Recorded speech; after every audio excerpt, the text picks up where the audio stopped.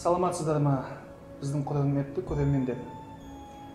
Біз бүгін Қазақ жеміс көкөніс шаруашылығының ғылыми зерттеу институтына қонаққа келіп, биотехнология зерттеу лабораториясына келіп отырмыз.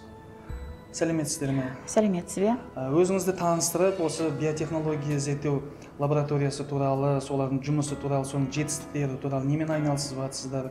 Біздің фермерлерге қандай қызмет көрсете аласыздар? Олар сізге қандай қызметке жүгініп сіздерге келіп сұраныс жасай алады? Сол туралы кішкене қысқаша мәлімет беріп, сол айтып кетсеңіз. Рахмет. Менің аты жөнім Тоқбергенова Жүрсінкүл Әбдіғапарқызы, ауыл шаруашылығы ғылымдарының кандидатымын, доцент. Осы Қазақ жеміс және көкөніс шаруашылығы ғылыми зерттеу институтының биотехнология зертханасының меңгерушісімін. Бүгінгі таңда енді мен сіздерге қысқаша осы биотехнология зертханасының қандай жұмыстармен айналысып жатқаны туралы, ол биотехнология зертханасында қандай жұмыстардың жүйеге қойылғандығы туралы, фермерлік шаруа қожалықтарына қандай өзіміздің ұсыныстарымызды бере алатынымыз туралы, өзіміздің өндіріске қандай жаңағы өңделген жұмыстарымызды енгізе алатынымыз туралы мәліметтерді айтып өтсем деп тұрмын.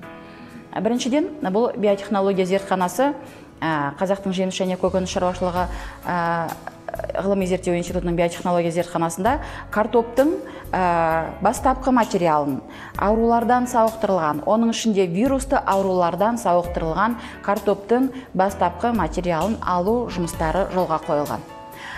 Ол қандай вирусты аурулар?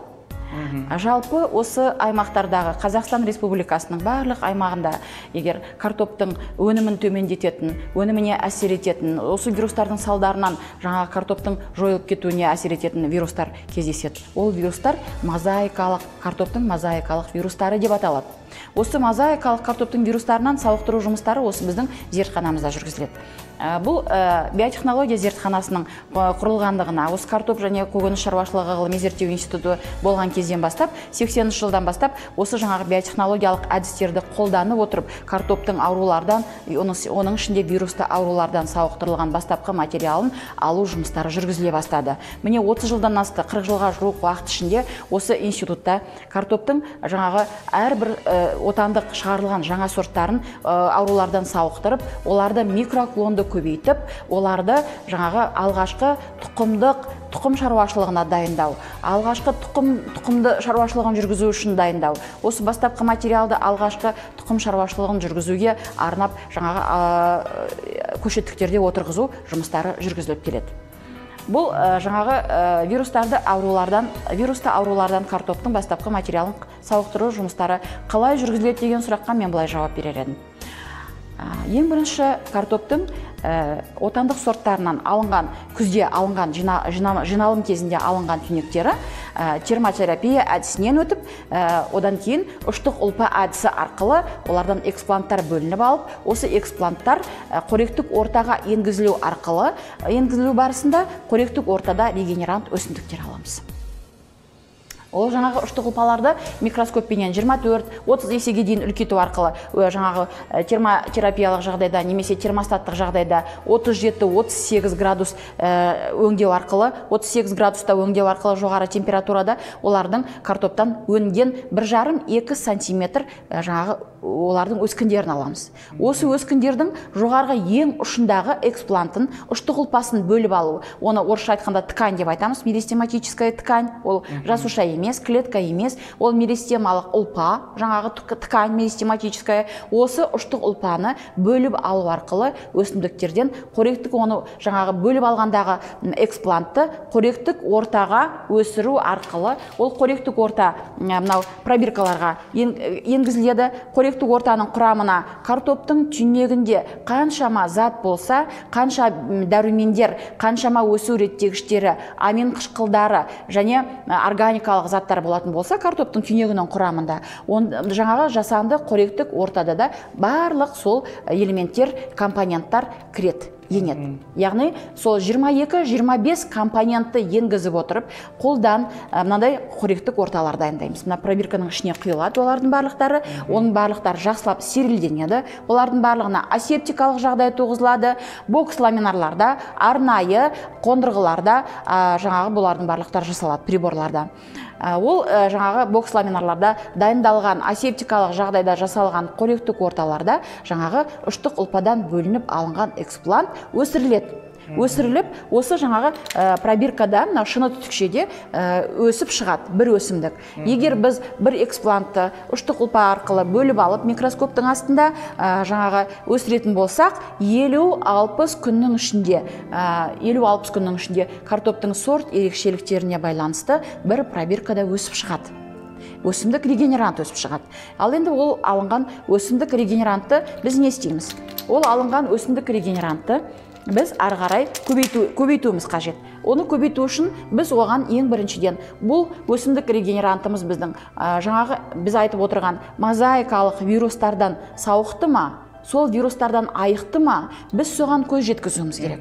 Оған көз жеткізу үшін біз иммуноферментті талдау әдісі деген әдіс бар. Қазіргі заманауи әдістердің бірі осы жаңағы вирустарды айқындайтын, сол айқындаушы иммуноферменттік талдау әдісі арқылы біз вирустардан өсімдіктердің сауыққандығын немесе сауықпағандығын айқындау үшін сараптама жұмыстарын жүргіземіз. Ол үшін иммуноферментті талдау әдісін жүргізу үшін ең бірінші біз бұл жаңағы картоптың вирустарын айқындайтын реагенттарды немесе химиялық реактивтарды аламыз. Бұл химиялық реактивтар біздің мемлекетімізде жасалмайтын болғандықтан біз сырт шетелден әкелуге мәжбүрміз. Шетелден сатып аламыз. Біз өзіміздің қазақстандық фирмалар арқылы шетелдік жаңағы реагенттарды сатып алып, иммуноферменттік талдау әдісімен сараптама жүргіземіз вирустарға. Мысалы, осы жаңағы айтып өткен мозаикалық вирустардың өзінің 4 түрі бар Қазақстанда кездесетін, картоптың өнімділігін төмендетіп жіберетін, сол вирустардың салдарынан. Содан басқа орысша вирус скручивания листьев деп айтады, немесе қазақша жаңағы жапырағының жиырылу вирусы бар картоптың. Бұл ең қауіпті вирустардың бірі осы. Жаңағы картоптың жиырылуы вирусының салдарынан, сол вирустың болуы салдарынан өсімдікте немесе картоптың түйнегінде картоптың жаңағы өнімділігі 80-90%-ға дейін төмендеп кететін жағдайлар кездеседі. Әрине, картоптың өнімділігі болмаған екен, ол картоптың сапасы жоқ деген сөз ғой. Ең бірінші сапа да сол өнімге байланысты емес пе? Ең бірінші параметр біздің селекционер ғалымдарымыздың сорт шығарғандағы ең бірінші алға қоятын міндеті, біріншіден ол сорт өнімді болу керек, екіншіден сапасы жоғары болу керек. Сапасы жоғары деген сөзді қалай ұғынуға болады? Мысалы, оның биохимиялық жаңағы көрсеткіштері жоғары болу керек. Оның крахмалдылығына көңіл бөлеміз, оның құрғақ затына құрғақ заттың мөлшеріне көңіл бөлеміз. Одан кейін ол картоптың жаңағы құрамындағы дәрумендеріне және қантқа көңіл бөлеміз. Енді әртүрлі біз ғалымдар болғандықтан, біздің жаңағы селекционер ғалымдар әртүрлі бағытта сорттар шығарады. Бір сортымыз біздің жаңағы суыққа төзімді, немесе стресске төзімді деп айтамыз. Стресстік жағдайларға, қолайсыз жағдайларға төзімді. Ол қолайсыз жағдай деп отырғанымыз не? Қолайсыз жағдайларымыз суық, ыстық, немесе тағы басқа жағдайлар. Екіншіден, ауа райының, топырақтың климаттық жағдайына төзімділігі. Қазақстанның әр аймағының топырақтық климаттық жағдайы әртүрлі, өзіңіз білесіз. Оңтүстікте ыстық болатын болса, солтүстікте салқын. Мысалы, топырақтың жағдайы қалай? Әр жерде механикалық жаңағы құрамы топырақтың әртүрлі. Осыған байланысты біздің ғалымдар әртүрлі сорттар шығарып отырады. Осы әртүрлі сорттарды аурулардан сауықтыру барысында да ол әртүрлі сорттар әртүрлі жаңағы әсерге ие болады қоректік ортада. Бір сорт ерте өседі, бір сорт кеш өседі, ерте пісетін, кеш пісетін сорттар болады, орташа пісетін сорттар болады. Олардың барлықтары осы жаңа қоректік ортаға отырғызғанда өздерінің көрсеткіштерін көрсетеді. Мысалы, ерте пісетін сорттар жаңа 50-60 күн деп айттым ғой. 50-60 күннің ішінде өсімдік алатын болсақ, бір өсімдікті экспланттан немесе ұштық ұлпадан ерте пісетін сорттардан біз 40 күннің ішінде аламыз. Кеш пісетін сорттардан 50-60 күнде аламыз. Осы жаңағы сорттың жағдайына байланысты осылай жаңағы қоректік орталарды құрамын модификациялап отырамыз. Қоректік ортаның құрамында өсу реттегіштері бар. Ол өсу реттегіштері олардың тамырының пайда болуына, өсімдіктің өсуіне әсер ететін болса, біз осыларды жаңағы сорт ерекшеліктеріне байланысты немесе картоптың генотипіне байланысты өзгертіп, модификациялап отырамыз қоректік ортаның құрамын. Осылайша алынған әрбір өсімдікті, жаңағы әрбір сорттан алынған картоптың өсімдіктерін біз жаңағы ауруларын айқындағаннан кейін, аурулар бар ма жоқ па айқындап аламыз вирустардан. Одан кейін вирустар егер кездескен жағдайда, термо өңдеуден өткен жағдайда вирустар болмауы да мүмкін. Бірақ біз соған көз жеткізу үшін сараптама жасаймыз. Сараптама барысында біз егер мынау сорттың, мысалы бір сорттың өсімдіктерінде вирус бар болатын болса, вирусты табатын болсақ, ол өсімдіктерді біз жаңағы браковать етіп алып тастаймыз дейміз ғой. Оларды біз жаңағы шығарып тастаймыз. Біздің коллекциядан, топтамадан шығарып тастап, алып тастаймыз да, оларды біз келесі жұмысқа қоспаймыз. Біз ары қарай вирусы жоқ қана өсімдіктерді немесе линияларды, біз сол линияларды ғана өсіріп, ары қарай осы жерде жаңағы фитотрон жағдайында, термостат мынау жаңағы оптималды қолайлы температурасы бар, жаңағы оптималды қолайлы ауаның ылғалдылығы бар бөлмеде өсіреміз өсімдіктерді. Жаңағы 50-60 күннен кейін алынған өсімдікті біз иммуноферментті талдау жасау арқылы сараптамадан өткізгеннен кейін біз оны қалемшелеу әдісі арқылы көбейтеміз. Қалемшелеу әдісі арқылы бокс ламелларларда арнайы асептикалық жағдайда қалемшелеу арқылы көбейтеміз. Міне, сіз өзіңіз қолыңызға бір өсімдікті ұстаңызшы, мінекей. Мына пробкаға дейін өскен өсімдік. Қалемшелеу арқылы қалай көбейтеміз? Біз қалемшелеу арқылы осы өсімдіктерді жапырақтарының буынаралық санына байланысты кесеміз. Мінекей. Көрдіңіз бе? Сіздің алдыңыз, сіз ұстап тұрған мынау өсімдік, мынау жаңағы пробкаға дейін өзінің тығынына дейін өсіп шыққан болса, мына өсімдік кішкентай ғана. Бұл өсімдікті біз жақында ғана қалемшелегенбіз. Мына бір өсімдіктен буынаралық санына қарай 3 өсімдік немесе 4 өсімдік, кейде 5 өсімдікке дейін кесіп, буынаралық сан арқылы кесеміз. Бұл кесілген. Яғни біз бір өсімдікті 5 өсімдікке көбейттік деген сөз. Бір өсімдіктің өсіп шығуы, мынау қазір сіздің ұстап тұрғаныңыз мына жерде қатты қоректік орта, агар қосылған қоректік орта. Біз тез жаңағы жалпы тез көбейтетін, жедел көбейтетін жағдайда біз бұған сұйық орта қолданамыз. Қазір біз қатты ортаға салып қойдық. Қатты ортада 20 күн бойы өсіп тұрады бір өсімдік. Ал сұйық ортаға салған жағдайда ол 10 күн, 12 күнде бір өсімдік өсіп шығады. Біз жылдамдату үшін, жедел көбейту үшін кейде сұйық ортаны да қолданамыз. Осылайша, міне, қалемшелеу арқылы осылай көбейтеміз өсімдіктерді. Біз бір жылда 100 000 данаға дейін жаңағы пробиркада өсімдіктер көбейтіп өсіреміз. Ол 100 000 дананы біз бір кезде ғана, бір мерзімде ғана көбейте алмаймыз. Біз 3 айдың ішінде, немесе 4 айдың ішінде 30-50 мыңға дейін өсімдіктер көбейтеміз. Келесі екінші айналымда теплицаға немесе жабық жайға отырғызу үшін тағы да 50 000 дана көбейтуге бізге тура келеді. Бір жылдың ішінде, бір жылдың көлемінде осылай 2 айналымға біз 100 000-ға жуық пробиркадағы өсімдіктерді қалемшелеу арқылы көбейтіп шығарамыз. Бұл өсімдіктердің барлықтары вирусты аурулардан сауықтырылған өсімдіктер, таза. Мынау қазір былай қарағанда бүкіл аурудан, басқа вирус болсын, бактерия болсын, басқасынан барлығы таза ғой. Бұл таза. Қазіргі кезде бұл осы тұрған тұрсында өсімдіктер таза. Бұл лабораторияда, зертханада жоқ, ешқандай ауру жоқ. Былай қараңыз, допустим, енді мынандай солар сыртқы фактор дейді, сыртқы фактор. Мен сыртқы фактор ретінде шыға аламын. Иә. Менен, допустим, мен сыртқы фактормын. Мен ауру алып келе аламын ба қазіргі таңда? Жоқ, сіз қазіргі таңда, егер мен сізді жаңағы тамбур шлюзден өткізбейтін дезинфекцияламаған болсам, сіз асептикалық жағдайды өзіңізге жасамаған болсаңыз, қолыңызды жаңағы спиртпен жумаған болсаңыз, немесе маска кимей, мына өсімдіктің бетін, тығынын ашып қойып өсімдікті ұстайтын болсаңыз, әрине, ең бірінші сіз саңырауқұлақ ауруын жұққызасыз. Мынаның түбінің бәрі қарайып кетеді. Біз екеуміз сөйлеп тұрғанда, ең бірінші бұған жаңағы саңырауқұлақ ауруы келеді.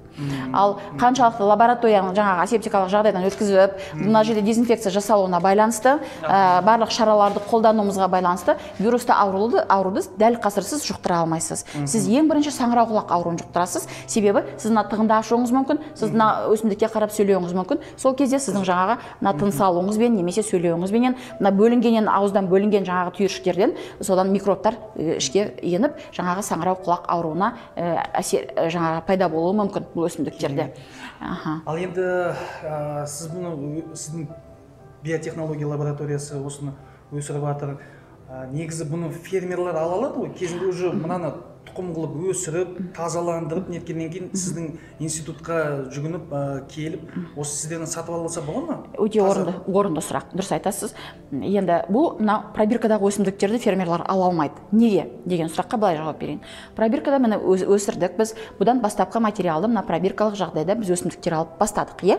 Бұл бастапқы материал болып саналады. Бұл пробиркадағы өсімдікті осыдан бұрын 30 жылдар бұрын, 40 жылдар бұрын немесе 20 жылдар бұрын бізде жабық жай жоқ кезде пробиркадағы өсімдікті апарып ашық танапқа отырғызушы едік. Ашық танапта басқа өсімдіктерден, картоптың басқа сорттарынан немесе стандарт сорттарынан оқшаулап өсіруші едік. Оқшаулау деген бар, себебі мынау жаңағы вирус жұқпас үшін немесе басқа аурулар жұқпас үшін бұларды оқшауланған жерге отырғызу керек.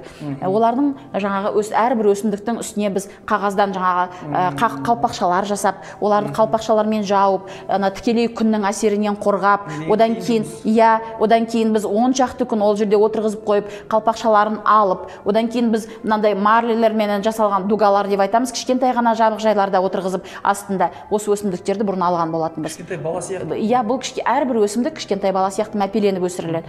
Ал енді қазір бізде мынау жабық жай келді. 2011-2012 жылдан бері жабық жайымыз бар. Жабық жайда біз осы жаңағы пробиркадағы өсімдіктерден кішкентай ғана шағын түйнектермен түйнектер алып, сауыққан материал жасап, жаңағы өзіміздің тұқым шаруашылығын дамытуға көштік. Тұқым шаруашылығын дамытқанда біз қалай дамытып жатырмыз? Осы кішкентай шағын түйнектерді аламыз. Шағын түйнектер бізде тұқым шаруашылығының тілімен айтсақ, бізде мынандай барлық схемасы бойынша, сұлбасы бойынша біз 4 жыл жұмыс жасаймыз осы схемада. Одан кейін біз жаңағы шаруа қожалықтарына береміз, сатамыз институттан.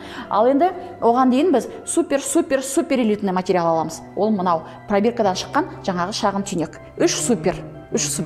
Одан кейін сол супер материалды ашық танапқа отырғызамыз да, біз одан 2 супер материал аламыз. Ол да бізде аурулардан сауықтырылған материал болып есептеледі.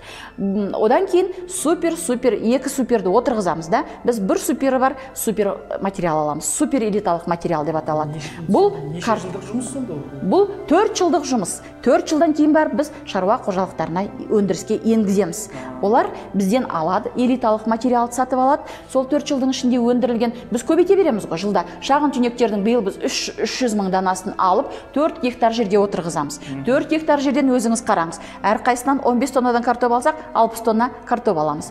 Одан кейін 60 тоннаны біз тағы да 20 гектар жерге отырғызамыз. 1 гектарға 3 тоннадан. 20 гектар жерге отырғызамыз да, біз ертең 20 гектардан 20 тоннадан аламыз. Бізде уже солай көбейе береді, біз элитаға дейін біз көбейтеміз. Көбейтіп, элитаны Қазақстанның барлық аймағындағы шаруа қожалықтарына реализовать етеміз. Олар бізден алып кетеді. Енді мынау жаңағы пробирканы өсіре алмайды шаруа қожалықтары, осыдан кейінгі шыққан кішкентай шағын түйнектерді біз сатуымызға реализовать етіп, оларға беруімізге болады. Әрбір шаруа қожалығы өзіне ары қарай жаңағы схеманы жасап алуға өзінің жағдайы келеді. Олар әрқайсысы құқығы бар. Бірақ қазіргі таңда ол өте үлкен қиындықтар туғызып тұр. Бұл кішкентай шағын түйнектерді жаңағы алынған супер элиталық шағын түйнектерді олар өздеріне үлкен жаңағы көлемде ала алмайды, себебі бұл қолмен отырғызатын жұмыс. Бұл өте жаңағы бұның трудоемкий деп айтады ғой орысша, өте трудоемкий процесс. Сондықтан мынадан өсіріп шығарып жатқан сіздерде уже дайын картоп тұқымы бар шығар? Әрине, элиталық тұқымдар бар. Әрине. Біз міне жаңа айттым ғой сізге, мынандай шағын түйнектерді жылы жайда өндіріп отырмыз. Міне қазіргі таңда.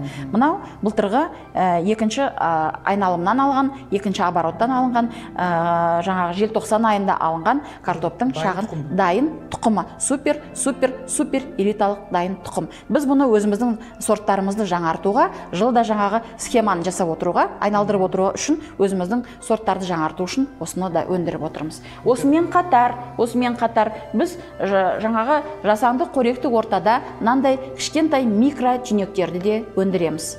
Міне, осы микротүйнектер, міне картоптың микротүйнектері, кішкентай жасанды қоректік ортадағы, бұл микротүйнектерменен мынау шағын түйнектердің екеуінің потенциалы бірдей. Міне, шағын түйнектен, егер біз бір түптен 1,5 килограммға дейін картоп алатын болсақ, кәдімгі стандарт түйнектерді, бұл микро түйнектерді де өндіру арқылы, мынандай өнгіш жаңағы өнген кезде өскіндері болады ғой, бұларда да өскін пайда болады, өскіндері арқылы бізде бұлардан отырғызып, ашықтанып жағдайында 1,5 килограммға дейін бір түптен картоп ала аламыз. Өте қызық, өте рахмет. Құрметті шаруа қожалықтары, сіздер міне осы қызықты сұхбатты тыңдадыңыздар. Енді шетелден алып келіп, шетелден қиналып, шетелмен бірге, сол тұқымдармен бірге ауру алып келіп, ауруда келетін шығарсыз? Әрине, ауруда келеді. Ауруда келіп, қазіргі кезде біздің топырақтарымыздың бәрі жаңағы залалсыздандыру жұмыстарымен айналысып ғалымдардың. Топырақтың бәрі жаңағы заражение болып, аурулармен жаңағы зақымдалып жатқанының бір несі, жаңағы бірден бір себебі осы шетелдік тұқымдармен бірге келеді. Шетелден келіп жатқан тұқымдармен бірге келеді. Ол шетелдік тұқымдардың ең біріншісі жаңағы ауру алып келетін болса, екіншіден шетелдік тұқымдар екінші, үшінші жылдан кейін олардың жаңағы репродукциялары төмендеген сайын олардың өнімдері де өте төмен болып келеді. Ол күрт төмен дейді олардың өнімдері. Ал енді біздің картоптарымыз, біздің отандық селекциядан шығып жатқан картоптар ең біріншіден аймақтарға, олардың жерлеріне, олардың климаттық жағдайына бәріне бейімделген картоп қой. Бұл отандық өнім. Біз ол әрбір аймаққа бейімделген жаңағы біздің селекционер ғалымдарымыз сорттарды шығарып отыр. Осы отандық өнімдерді отырғызу барысында 7-8 жылға дейін картоптың сапасын төмендетпей ұстауға болады, көбейту барысында. Сол себептен, құрметті шаруа қожалықтар, біздің өзіміздің отандық өнімді алайық, өзіміздің отандық сорттарды көбейтейік, өзіміздің Қазақстан аймақтарында, өзіміздің жерімізде осындай таза, вирустан таза, бактериялардан таза, тағы да басқа да осы мына картоп болсын, басқа өсімдіктерге зиянын келтіретін зиянкештерден таза осындай өнім алайық. Осы мына қазақ жеміс көкөніс шаруашылық ғылыми зерттеу институтына келіп, келісімшартқа отырып сіздермен, осы келісімшарт арқылы осындай таза тұқым алып, осы кісілермен бірге жұмыс істеп, осы кісілерден керекті мәлімет алып, керекті ақпарат алып, керекті консультацияларыңызды алып, осындай әп-әдемі картоп өсірсеңіздер болады. Сіздерге көп рахмет, сізге де көп рахмет, осындай қызықты әңгіме айтып бергеніңіз үшін. Енді осыған қызығушылық танытып, біздің шаруа қожалықтар болатын болса, біз сіздердің телефондарыңызды көрсетеміз. Сол телефондармен хабарласып, осы кісілерге, осы институтқа хабарласыңыздар. Біз сондай ұсынамыз. Әр адам, әр қазақ патриот болу керек, әр қазақстандық патриот болу керек, өзіміздің отанымызды сүю керек. Сондықтан өзіміздің отандық өнімді көбейтейік, ағайын. Сіздерге көп рахмет. Рахмет.